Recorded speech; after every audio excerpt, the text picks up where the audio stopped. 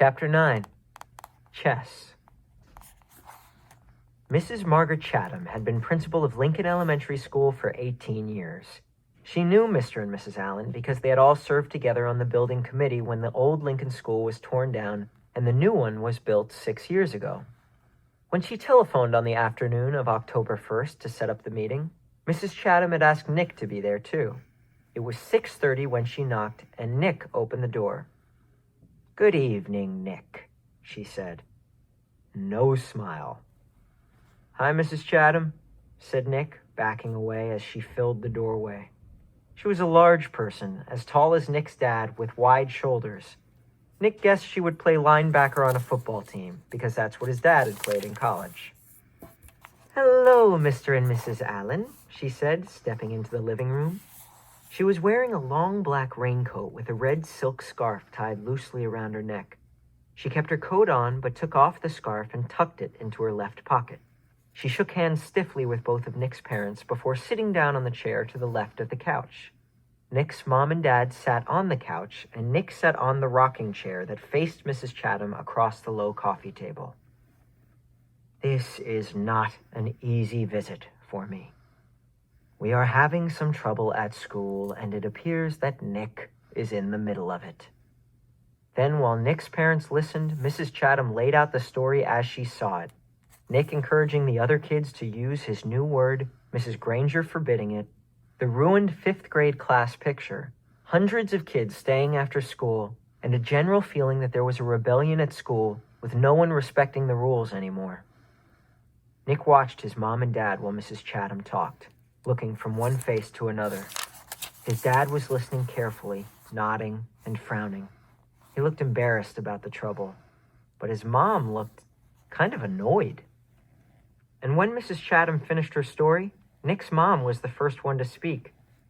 "But doesn't all this seem like a lot of fuss about something pretty silly?" Nick sat quietly, but in his mind he shouted, "Hurrah for Mom! Hurrah for mothers everywhere!"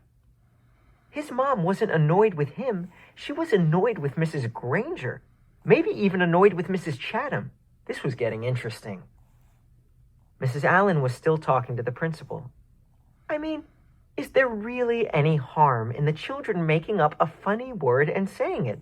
Does there have to be a rule that a word like this may not be used?" Mrs. Chatham sighed and said, "Yes, I suppose it does seem silly.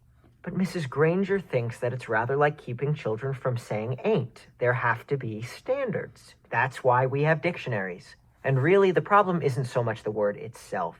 It's the lack of respect for authority." Mr. Allen said, "Mrs. Granger's right about that. There have to be standards. We can't have kids walking around saying ain't, can we?" And that's when Nick piped in. "You know that big dictionary in Mrs. Granger's room? The word ain't is right there in the book. I looked it up, and there it was. I don't see why I can't use a word if it's in the dictionary. Mrs. Granger even said that her big dictionary was the law." Nick looked from face to face to face. That stumped them all. He had just launched a first-class thought grenade.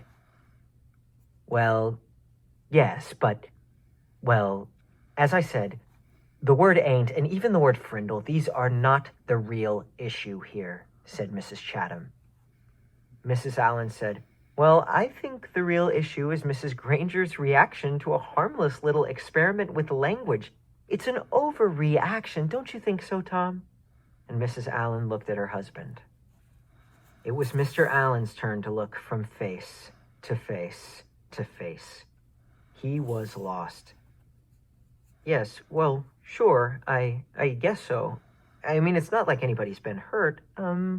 It's not like vandalism or stealing or something like that." His sentence trailed off, and he rubbed his chin and stared thoughtfully through the window on the wall behind Mrs. Chatham.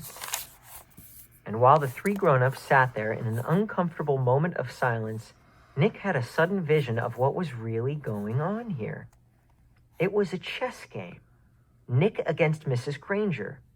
Mrs. Granger had just tried to end the game by using her queen, Mrs. Chatham in her black raincoat, the Black Queen. Nick didn't know it until the attack was underway, but he had a powerful defender of his own. Good old Mom, the White Queen. And the game was not over. It would go on until there was a winner and a loser. Mrs. Chatham didn't stay much longer. There was a little more talk back and forth across the chessboard about how children have a right to explore new ideas, about the importance of respecting teachers and the work they do, about everybody needing to keep up standards and make school a safe place to learn. Then Mr. Allen offered Mrs. Chatham some coffee and banana bread, but she said, "No, thanks. I really must be going now." She thanked Nick's parents, and they thanked her. Nick opened the door and said, "Good night, Mrs. Chatham." Then the Black Queen put on a red scarf and walked off into the October twilight. "Nick, I think we better talk a little more about this," said his mom, sitting back down on the couch. "If I find out that you have been disrespectful to Mrs. Granger or any other teacher at school, then you really will be in big trouble." "I haven't been disrespectful, honest. I did get everybody started using my word. But like you said, it's not hurting anybody. And I'm sorry if me and Dave and Pete got everybody to ask Mrs. Granger to borrow a Frindle. That was mean, I guess. But she started it by making kids stay after school and write 100 sentences just for saying my word once. All the kids like to use my word. It's just fun, that's all." "Well," said Nick's dad, "if it gets everyone upset and makes the principal come talk to your mother and me, then it must not be fun for everybody, is it?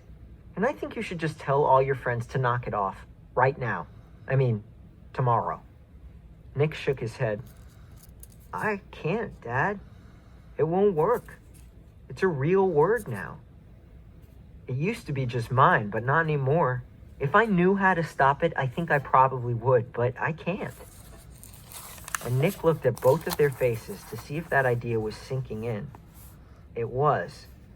"Like I said, I won't be disrespectful, but I do like my word, and I guess now we're just going to have to see what happens." And the chessmen, Nick's king and queen, had to agree. The game would go on.